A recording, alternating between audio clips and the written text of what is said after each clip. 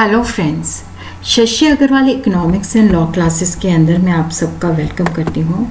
और आज का जो हमारा सब्जेक्ट है that is the business economics या माइक्रो इकोनॉमिक्स, और जिसके अंदर आज जो हमारा टॉपिक रहेगा that will be the meaning of demand and the law of demand. और यहाँ पे हम लॉ ऑफ डिमांड जो है long with exception but are the reason जिसकी वजह से क्या है कि डिमांड कर्व की जो स्लोप होती है वो डाउनवर्ड आती है, उसके रीजंस क्या हैं, और इसके जो रिटर्न नोट्स हैं वो भी मैंने अपने ब्लॉग पे शेयर किए हुए हैं। उसका लिंक जो है मैं डिस्क्रिप्शन बॉक्स के अंदर डाल दूँगी। और इसका अगर आपको इंग्लिश के अंदर भी चाहिए तो that will be also available at my second channel that is the Shashi Agarwal.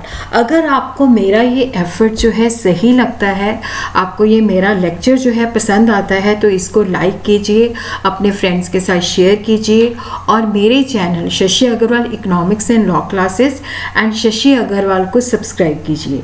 तो सबसे पहले हम देखते हैं कि why do we study demand, कि डिमांड को स्टडी करना जो है बहुत ही इम्पॉर्टेंट है। देखो, जो बिज़नेस इकोनॉमिक्स के स्टूडेंट्स हैं, जो लोग बीबीए कर रहे हैं या बीकॉम कर रहे हैं या बीए कर रहे हैं, तो ये सिर्फ मैं बताने के लिए बता रही हूँ। वहाँ पे आपने जो क्वेश्चन है जो है 35 मिनट्स के अंदर, अगर आपको लॉन्ग क्वेश्चन आते हैं तो आपने 35 मिनट्स के अंदर 5 क्वेश्चन आते हैं तो अटैम्प्ट करना है।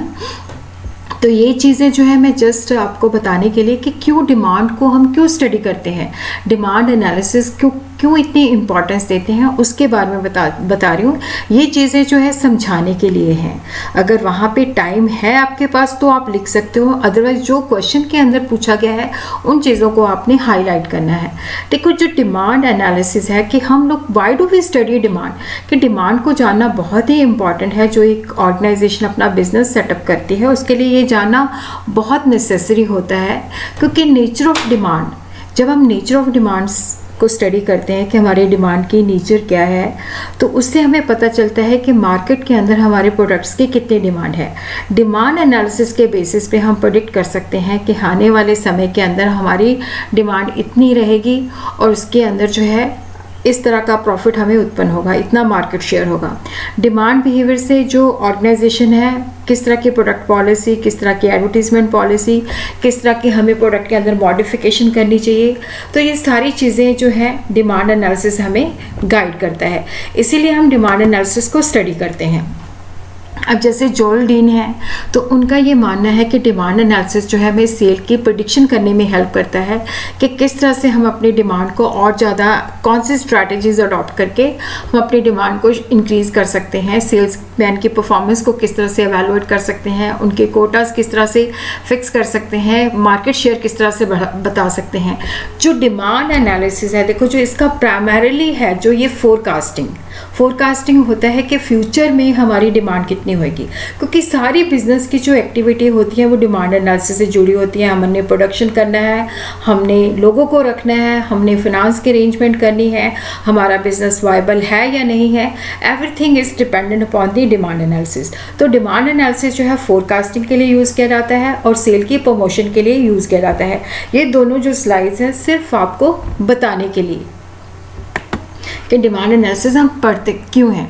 अब देखो, कई बार एग्ज़ाम के अंदर क्वेश्चन आ जाता है what is the meaning of demand, और स्टूडेंट वहाँ पे क्या करते हैं, लॉ ऑफ डिमांड लिखाते हैं। देखो भाई, डिमांड का डिफरेंट होता है और लॉ ऑफ डिमांड डिफरेंट है। तो अगर वैसे भी क्वेश्चन आ जाता है discuss the law of demand, तो वहाँ पे ब्रीफली आपने डिमांड को बताना है और उसके बाद आपने लॉ ऑफ डिमांड को बताना है। और लॉ ऑफ डिमांड जो होता है ये बड़े क्वेश्चन में आ जाता है। कई बार इंटीग्रेशन होती है, what do you mean by demand, explain the law of demand. तो कई बार शॉर्ट क्वेश्चन के अंदर, जिन लोगों को शॉर्ट क्वेश्चन आते हैं, वहाँ पे पूछा जाता है what is the meaning of demand. तो इकोनॉमिक्स के अंदर जो डिज़ायर है, वांट्स है, डिमांड है, इनका अलग अलग मीनिंग है।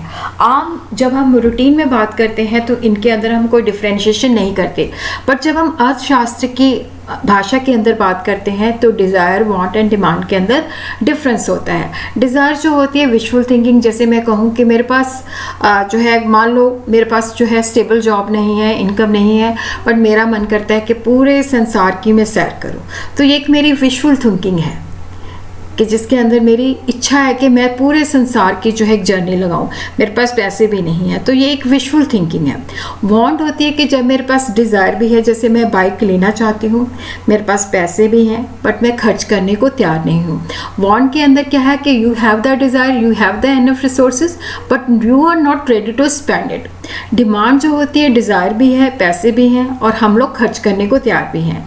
अब मुझे बाइक चाहिए, बाइक की कीमत जो है 50,000 है, बाइक खरीदने की मेरी डिज़ायर है, मेरे पास 50,000 भी है और मैं रेडी भी हूँ, तो इट इज़ कॉल्ड डिमांड। और जब भी हम डिमांड की बात करते हैं कि एक पर्टिकुलर प्राइस पे एट गिवन टाइम के ऊपर, इस प्राइस के ऊपर कितनी डिमांड है, तो प्राइस जो है हमेशा जब हम डिमांड की बात करते हैं तो it is always associated with the price and demand.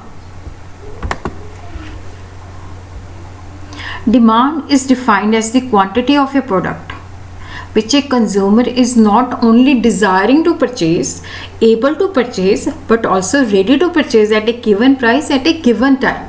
देखो यहाँ पे जब हम डिमांड की बात करते हैं तो डिमांड, जैसे मैंने आपको बताया, गिवन प्राइस के अंदर, गिवन ड्यूरेशन के अंदर जो है कंज्यूमर जो है उसकी डिज़ायर भी है, उसके पास एबिलिटी भी है और वो रेडी टू स्पेंड भी है।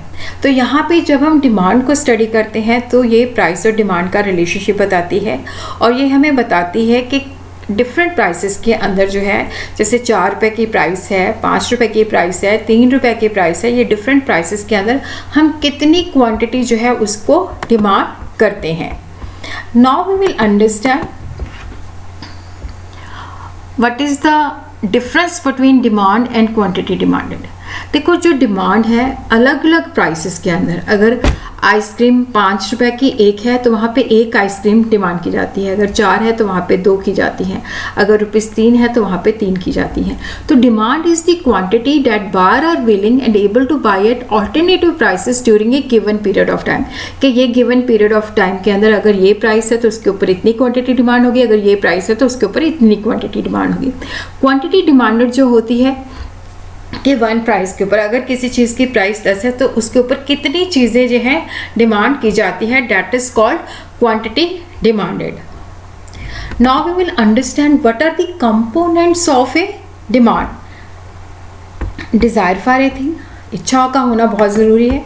Desire for a thing and we should have the sufficient money to satisfy. अगर मैं बाइक खरीदना चाहती हूँ तो first I should have the desire for that thing, और मेरे पास 50,000 भी है, जैसे मैंने कहा कि मुझे 50,000 का बाइक खरीदना है और I am ready to spend money on that bike. और यहाँ पे जो डिमांड की बात करते हैं तो it is always associated with the price and the time.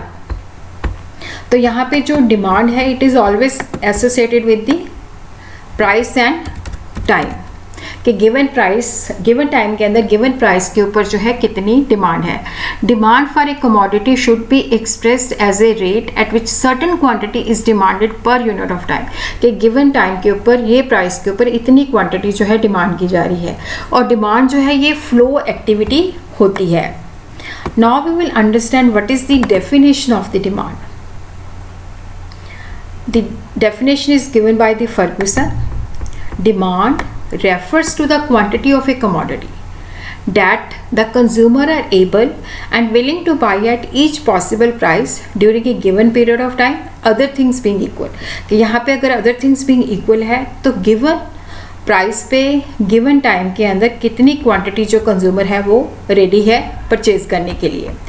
Now we will understand, now we have understood the meaning of the demand. Now we will come to the point law of the demand, कि what is the law of demand. Law of demand states other things. देखो ये जो other things है, other things being equal, ये बहुत ही important है।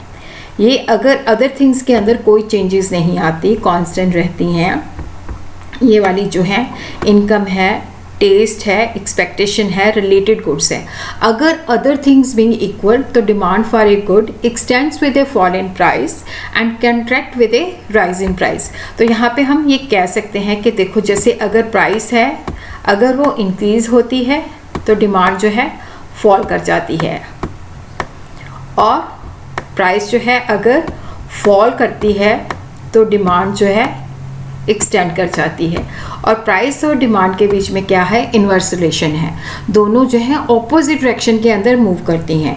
तो लॉ ऑफ डिमांड हमें ये बताता है कि अदर थिंग्स बीइंग इक्वल, के अदर चीज़ें जो है अगर कांस्टेंट रहती हैं तो अगर प्राइस फॉल करती है तो डिमांड एक्सटेंड कर जाती है, अगर प्राइस राइज करती है तो वो कॉन्ट्रैक्ट हो जाती है। और डिमांड जो है एक डिपेंडेंट है जो कि प्राइस के ऊपर डिपेंड करता है। Demand is a function of price. यहाँ पे एक्स कमोडिटी की डिमांड है तो एक्स कमोडिटी की प्राइस, तो वाई जो है इनकम है, टी जो है टेस्ट है, ई जो है एक्सपेक्टेशन है, आर जो है रिलेटेड गुड्स है।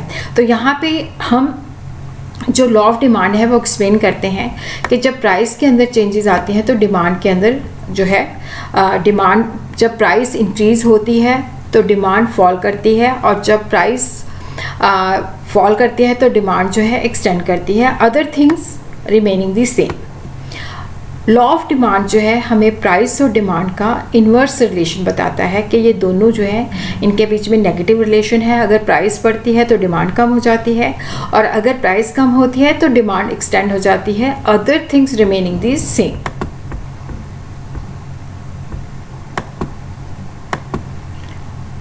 और उसी तरह now we will understand what is the definition of the law of demand. Marshall ने लॉ ऑफ डिमांड को बताया है कि the law of demand states amount demanded increase with a fall in price, कि अमाउंट डिमांडेड कब increase होता है, जब प्राइस फॉल कर जाती है, और कब कम होता है, जब प्राइस राइज कर जाती है, other things being equal. This thing is very very important, other things being equal, जब दूसरी चीज़ें जो है कांस्टेंट रहती हैं।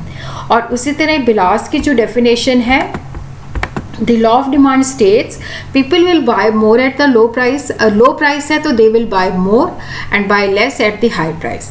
सेट्रिस परबिस, इसका भी मतलब ये होता है कि other things remaining the same. Now we have understood what is the meaning of demand, what is the meaning of law of demand. Also हमने इसकी जो है वो भी देख लिया है, क्या कहते हैं, डेफिनेशन भी देख ली है। Now we will come to the assumption, क्योंकि जब इकोनॉमिक्स के अंदर जो लॉ बताए जाते हैं तो उनकी कुछ कंडीशंस होती हैं जिनको हम अजम्पशंस कहते हैं। तो यहाँ पे जैसे मैंने आपको बताया कि लॉ ऑफ डिमांड कहता है कि other things being equal, price rise करती है तो डिमांड जो है कॉन्ट्रैक्ट हो जाती है, प्राइस फॉल करती है तो डिमांड एक्सटेंड हो जाती है, other things remaining the same. Income of the consumer जो है उसके अंदर चेंजेस नहीं आनी चाहिए, रिलेटेड गुड्स जो है उनकी प्राइस के अंदर चेंजेस नहीं आनी चाहिए, फ्यूचर के अंदर हमें प्राइस के बढ़ने या कम होने की एक्सपेक्टेशन नहीं होनी चाहिए, लोगों के टेस्ट एंड प्रेफरेंस के अंदर कोई चेंजेस नहीं आनी चाहिए। और यहाँ पे जब when we talk about the law of demand तो it is applicable to the normal goods. और उसी तरह हम यहाँ पे एक्सपेक्ट करते हैं कि जो वेदर है उसके अंदर भी कोई चेंज नहीं होता। Now we will understand what is demand schedule.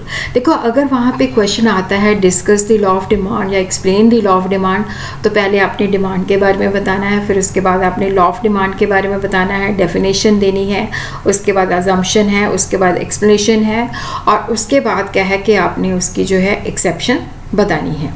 अब यहाँ पे we will understand what is demand schedule. Demand schedule जो है एक शेड्यूल है जो हमें various amount of a commodity that a consumer is ready to buy at a different possible price of that commodity at a given time। यहाँ पे हमें table के फॉर्म में इंफॉर्मेशन दी जाती है कि ये अलग अलग प्राइसेस हैं, उन अलग अलग प्राइसेस पे इतनी क्वांटिटी जो है डिमांड की जाती है। डिमांड शेड्यूल जो है दो तरह से है, एक इंडिविजुअल, एक पर्टिकुलर इंडिविजुअल का अलग अलग प्राइसेस पे क्या डिमांड है, मार्केट डिमांड के अंदर क्या कि ये प्राइसेस है उसके अंदर मार्केट की डिमांड क्या है, तो उसको हम जो है मार्केट डिमांड शेड्यूल कहते हैं। Now we will understand what is individual demand schedule. देखो यहाँ पे इंडिविजुअल डिमांड शेड्यूल जो है that is of particular individual. Individual demand schedule is defined as the table which shows the quantity of a given commodity which an individual consumer will buy at the all possible prices at the given time. तो यहाँ पे individual demand schedule के अंदर क्या है कि हम एक इंडिविजुअल डिमांड की, इंडिविजुअल कंज्यूमर की ये प्राइसेस है उसके ऊपर ये डिमांड है। तो देखो यहाँ पे हम देखते हैं कि अगर प्राइस 1 है, 2 है, 3 है, 4 है, 5 है तो ये क्वांटिटी डिमांडेड है। और यहाँ पे हम देखते हैं कि प्राइस और जो डिमांड है उसके बीच में इन्वर्स रिलेशन है। जैसे जैसे प्राइस जो है राइज हो रही है वैसे वैसे क्या है कि इंडिविजुअल की जो डिमांड है वो कम हो रही है। अब हम इसको जब ग्राफिकली एक्सप्रेस करेंगे तो हमारे पास क्या है कि इंडिविजुअल डिमांड का आ जाएगा। देखो यहाँ पे, क्योंकि यहाँ पे मैंने जो है इस तरह से जो है फ्री हैंड से किया है, बट आपने वहाँ पे जो है प्रॉपर स्केल की सहायता से करना है। यहाँ पे क्वांटिटी लेनी है, यहाँ पे प्राइस लेनी है। यहाँ पे देखो 1 2 इक्वल डिस्टेंस 3 4 एंड 5, और यहाँ पे भी देखो 1 2 3 4 एंड 5। यहाँ पे हमें पता है कि 1 है तो 5 है, ठीक है, सेकेंड है तो 4 है। ये इक्वल डिस्टेंस होना चाहिए, तो इस तरह से जो है आपने ड्रॉ करना है। तो ये आपके पास जो है इन सबको मिला दोगे तो आपके पास जो है डिमांड कर्व आ जाएगा, क्योंकि यहाँ पे मैंने थोड़ा सा ये टेढ़ा हो गया है, बट वहाँ पे स्केल के साथ बनाओगे तो आप आसान हो जाएगा। तो यहाँ पे इस तरह से आपने यहाँ पे क्वांटिटी है, इस तरह से यहाँ पे प्राइस है, तो इस तरह से इसकी शेप जो है इस तरह की आ जाएगी। डिमांड कर्व जो है डाउनवर्ड स्लोपिंग है, जो हमें बताता है कि प्राइस एंड डिमांड के बीच में इन्वर्स रिलेशन है। इन्वर्स रिलेशन का मतलब होता है उल्टा संबंध है। अगर प्राइस बढ़ती है तो डिमांड कम हो जाती है, और अगर प्राइस जो है कम होती है तो डिमांड बढ़ जाती है, other things remaining the same. अब हम आते हैं मार्केट डिमांड शेड्यूल को अंडरस्टैंड करते हैं। देखो यहाँ पे मार्केट डिमांड शेड्यूल का मतलब है कि पूरे मार्केट के अंदर जितने भी कंज्यूमर्स हैं, जितने भी इंडिविजुअल्स हैं, अलग अलग प्राइसेस पे उनकी डिमांड क्या है। Now we will show it in the tabular form. तो यहाँ पे देखो ये मार्केट डिमांड शेड्यूल है। यहाँ पे मैंने एज्यूम किया है कि हमारे पास 2 कंज्यूमर्स हैं, तो ये प्राइस दे रखी है, तो उसके ऊपर जो है डिमांड है इंडिविजुअल ए की, ये इंडिविजुअल बी की। तो यहाँ पे जो है जितने भी मार्केट के अंदर इंडिविजुअल्स होते हैं उनकी डिमांड को हम टोटल कर लेते हैं, तो यहाँ पे ये हमारे पास टोटल डिमांड आ जाती है। और उसी तरह देखो जब आपने यहाँ पे इसको ग्राफिकली एक्सप्रेस करना है, तो जैसे यहाँ पे देखो ये ए है, ये बी है, इसको ए के उसमें करना है। कई बार बच्चे क्या करते हैं, एक जहाँ पे बना देते हैं, एक यहाँ पे बना देते हैं, एक यहाँ पे, आपने एक सेध में बनाना है, ठीक है। यहाँ पे क्वांटिटी, यहाँ पे प्राइस, यहाँ पे क्वांटिटी, यहाँ पे प्राइस। ये ए का है, ये बी का है, और ये मार्केट का है। और उसी तरह देखो यहाँ पे 1 2 3 4 इस तरह से क्वांटिटी के अंदर, इस तरह से यहाँ पे प्राइस आ जाएगी, ठीक है। और यहाँ पे जो इन्होंने टोटल डिमांड दे रखी है उसको आपने जो है ड्रॉ करना है। जब हम ड्रॉ करते हैं तो हमारे पास जो है इस तरह का जो है ग्राफ आ जाता है। अब देखो यहाँ पे हमारे पास जो है एक ये इस पे क्वांटिटी ली है, इस पे प्राइस ली है, ये ए का है, ये बी का है, ये हमारे पास टोटल मार्केट का है। इस तरह से आपने जो है वहाँ पे ड्रॉ इसको कर देना है। अब हम देखते हैं कि जो लॉ ऑफ डिमांड है उसकी मेन चीज़ें क्या है जो हमें पता होनी चाहिए। एक तो देखो हमें ये पता होना चाहिए कि रिलेशनशिप जो प्राइस एंड क्वांटिटी डिमांडेड का है ये इन्वर्स है, कि प्राइस और डिमांड के बीच में इन्वर्स रिलेशन है, उल्टा संबंध है। अगर प्राइस बढ़ती है तो डिमांड फॉल कर जाती है, और अगर प्राइस कम होती है तो डिमांड एक्सटेंड हो जाती है, other things remaining the same. ये other things remaining the same बहुत ही इंपॉर्टेंट है, जिसका अर्थ है कि रिलेटेड गुड्स की प्राइस, इनकम, टेस्ट, एक्सपेक्टेशन के अंदर कोई चेंजेस नहीं आती। जो लॉ ऑफ डिमांड हम स्टडी करते हैं, देखो ये क्वालिटेटिव है, क्वांटिटेटिव नहीं है। क्वांटिटेटिव का अर्थ होता है कि हमें नहीं पता कि प्राइस के अंदर अगर 10% चेंज होता है तो डिमांड के अंदर कितना प्रतिशत चेंज होता है। लॉ ऑफ डिमांड हमें सिर्फ डायरेक्शन बताता है, क्वालिटेटिवली बताता है कि अगर प्राइस बढ़ती है तो डिमांड कम हो जाती है, और अगर प्राइस कम होती है तो डिमांड जो है बढ़ जाती है। ये हमें सिर्फ डायरेक्शन बताता है, ये हमें कितनी प्रतिशत चेंज होती है। देखो ये प्राइस इस तरह की डायरेक्शन में है तो हमें पता है कि डिमांड जो है इस तरह की डायरेक्शन में चली जाएगी, ठीक है। और अगर क्या है कि प्राइस इस तरह की है, फॉल कर रही है, इस डायरेक्शन में जा रही है, तो डिमांड जो है इस तरह चली जाएगी। ये हमें क्वांटिटेटिव इंफॉर्मेशन नहीं प्रोवाइड करता, ये हमें सिर्फ डायरेक्शन ऑफ चेंज बताता है। और यहाँ पे ये भी नहीं है कि प्रोपोर्शनल रिलेशन है, कि अगर प्राइस के अंदर जो है जितनी चेंजेस, जैसे मान लो 5% प्राइस राइज करती है तो डिमांड के अंदर भी क्या है कि उतनी ही प्रतिशत चेंजेस होगी। ये यहाँ पे कोई प्रोपोर्शनल रिलेशनशिप नहीं है, कि उतना ही नहीं है कि अगर 5% कम होती है तो 5% डिमांड बढ़ जाएगी, या 5% राइज होती है तो 5% कम हो जाएगी। ऐसा कोई सीधा संबंध नहीं है। और इसी तरह हम कहते हैं कि जैसे बच्चों का सी साइड होता है ना, एक चीज़ ऊपर जाती है, जैसे यहाँ पे बच्चा बैठता है तो ये ऊपर उठ जाता है। अगर ये नीचे जाता है, अगर ये नीचे जाता है तो ये ऊपर उठ जाता है। तो ये सीसा की तरह है जो बच्चे पार्क के अंदर खेलते हैं कि अगर एक चीज़ ऊपर जाती है तो दूसरी चीज़ नीचे चल जाती है। और यहाँ पे जो लॉ ऑफ डिमांड है it is one sided. One sided का अर्थ है कि यहाँ पे डिमांड जो है that depends upon the price. Price जो है इंडिपेंडेंट है, डिमांड जो है डिपेंडेंट है। तो यहाँ पे हम स्टडी करते हैं कि अगर प्राइस के अंदर चेंजेस आते हैं तो डिमांड के अंदर क्या जो है क्या चेंजेस आते हैं, उसका इफेक्ट क्या होता है। यहाँ पे हम डिमांड का प्राइस के ऊपर क्या इफेक्ट होता है उसको हम स्टडी नहीं करते। तो इसलिए क्या है कि जो लॉ ऑफ डिमांड है ये वन साइडेड है। यहाँ पे हम प्राइस का इफेक्ट क्या है डिमांड के ऊपर वो स्टडी करते हैं। Now we will understand what are the reason. देखो ये जो है अगर एग्जाम के अंदर उन्होंने स्पेसिफिकली पूछा है तो आपने बताना है reason of demand curve sloping downward, कि ऊपर से नीचे क्यों आता है, इसके पीछे क्या लॉजिक है। तो law of diminishing marginal utility. तो consumer demand a commodity because of utility. Utility का अर्थ होता है कि चीज़ें हम इसीलिए परचेज करते हैं, यूज़ करते हैं, कंज्यूम करते हैं क्योंकि वो हमारी ज़रूरतों को सेटिस्फाई करती है। और जैसे हम एक चीज़ का ज़्यादा मात्रा में लेते हैं तो उसकी यूटिलिटी जो है कम होती जाती है। तो कंज्यूमर जो है वहाँ पे स्टॉप कर देता है जहाँ पे marginal utility of the commodity जो है प्राइस के बराबर आ जाती है। और उसी तरह इनकम इफेक्ट। तो इसीलिए क्या होता है कि देखो जब हमारे पास यूटिलिटी जो है, जब हमारे पास एक ही तरह की कई चीज़ें होती, एक ही तरह की चीज़ें ज़्यादा होती जाएंगी तो हम कम प्राइस के ऊपर जो है उसको ज़्यादा मात्रा खरीदने के लिए तैयार होते हैं क्योंकि वो हमें लो मार्जिनल यूटिलिटी प्रोवाइड करते हैं। इनकम इफेक्ट जो है, यहाँ पे जब हम इनकम इफेक्ट की बात करते हैं, देखो एक मॉनेटरी इनकम इफेक्ट होता है, एक रियल इनकम इफेक्ट होता है। तो यहाँ पे हम रियल टर्म्स के अंदर पहले आप अंडरस्टैंड कर लो कि मुद्रा के रूप में क्या होता है। जैसे मान लो मेरी इनकम 5,000 है, वो 10,000 हो जाती है। तो यहाँ पे मेरी इनकम मुद्रा के रूप में 5,000 बढ़ी है।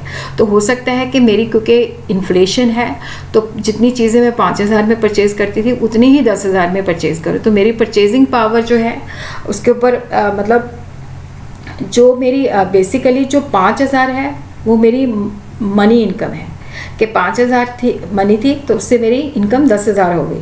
तो यहाँ पे मनी के टर्म के अंदर जो है इंक्रीज़ हुई है। तो यहाँ पे हम देखते हैं कि रियल टर्म्स के अंदर भी हमारा कुछ परचेजिंग पावर इंक्रीज़ हुआ है। तो इसका अर्थ होता है कि जो चीज़ें मैं 5,000 में खरीद पा रही थी तो इसका मतलब है कि अगर वो 10,000 में हो जाता है तो क्या मैं डबल मात्रा में परचेज़ कर रही हूँ। कई बार मनी इनकम बढ़ जाती है बट हमारी परचेजिंग पावर नहीं बढ़ती। जो चीज़ें हम 5,000 में खरीद रहे थे आज मेरी 10,000 बढ़ गई है तो उतने ही खरीद रहे हैं। तो वो रियल टर्म्स के अंदर जो है इजाफा नहीं होता। बट जब हम यहाँ पे इनकम इफेक्ट की बात करते हैं तो वहाँ पे हम रियल टर्म्स के अंदर के परचेजिंग पावर। अब देखो यहाँ पे अगर किसी कमोडिटी की प्राइस जो है 10 रुपये है, ठीक है,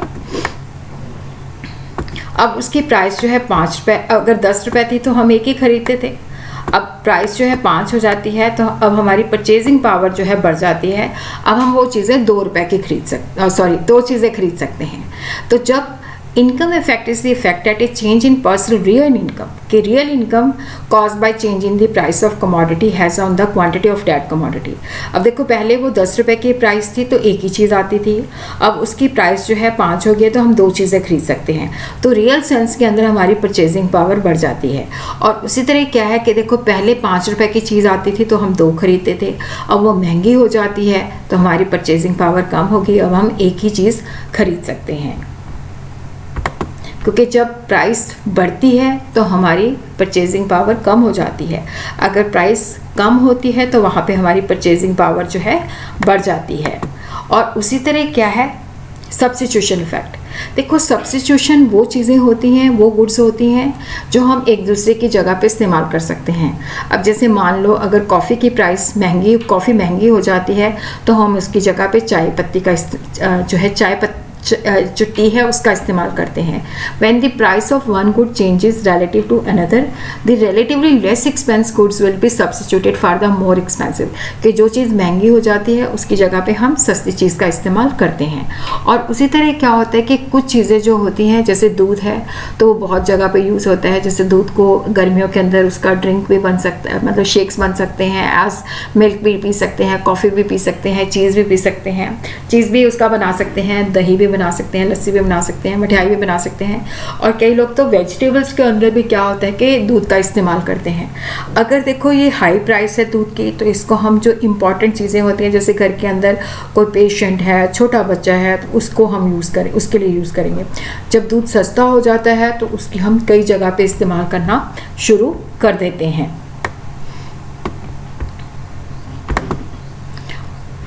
और उसी तरह हम size of the consumer group, देखो जब बेसिकली क्या होता है कि जब when the price of a commodity falls, तो बहुत सारे लोग जो होते हैं जो पहले नहीं परचेज़ कर पा रहे होते हैं वो अब परचेज़ करना शुरू कर देते हैं।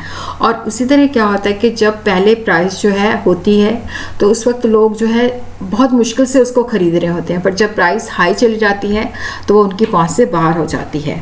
Now we will understand what are the exception. देखो जैसे मैंने आपको बताया था कि अगर वहाँ पे क्वेश्चन आ जाता है explain the law of demand, तो वहाँ पे आपने demand, law of demand, assumption, explanation, जिसके अंदर individual demand curve, market demand curve, उसके बाद जो है आपने एक्सेप्शंस देनी है। एक्सेप्शंस का मतलब होता है अपवाद, क्योंकि हमारा जो है लॉ ऑफ डिमांड हमें देखो ये क्या कहता है कि अगर other things remaining the same तो इसकी जो शेप है ऊपर से नीचे की तरफ आती है।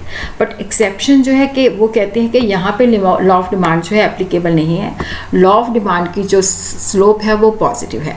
तो now we will understand what are those exceptions, क्या वो सिचुएशन है जहाँ पे लॉ ऑफ डिमांड जो है वहाँ पे इन्वर्स रिलेशन नहीं होता, पॉजिटिव रिलेशन होता है, उसकी स्लोप जो है नीचे से ऊपर की तरफ जाती है। तो फर्स्ट जो एक्सेप्शन है that is the article of distinction और द वेबलन गुड्स।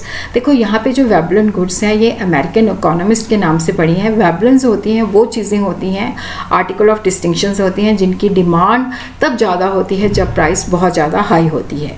क्योंकि देखो जो हायर सोसाइटी होती है वो चीज़ें तभी खरीदती है जब दूसरे लोग उसको अफोर्ड नहीं कर पाते। उनको होता है कि ये जो चीज़ें हैं ये हम लोग ही जो है क्योंकि ये महंगी है तो इसलिए हम इसको ज़्यादा खरीदेंगे, क्योंकि कोई और लोग नहीं खरीद कर रहा, क्योंकि ये हमें दूसरे से यूनिक करती हैं।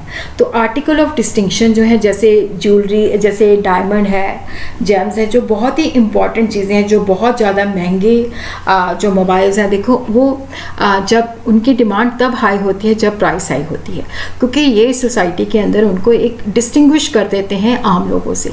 तो आर्टिकल ऑफ डिस्टिंक्शन जो है, वेबलन गुड्स जो हैं, ये तभी परचेज़ की जाती हैं जब इनकी प्राइस ज़्यादा होती है। कई बार देखो क्या होता है कि इग्नोरेंस भी होती है। कुछ लोग कंज्यूमर्स ऐसे भी होते हैं तो वो कहते हैं कि अगर इसकी प्राइस लो है तो इसका मतलब है कि ये घटिया है, अगर इसकी प्राइस हाई है तो ये चीज़ बढ़िया है।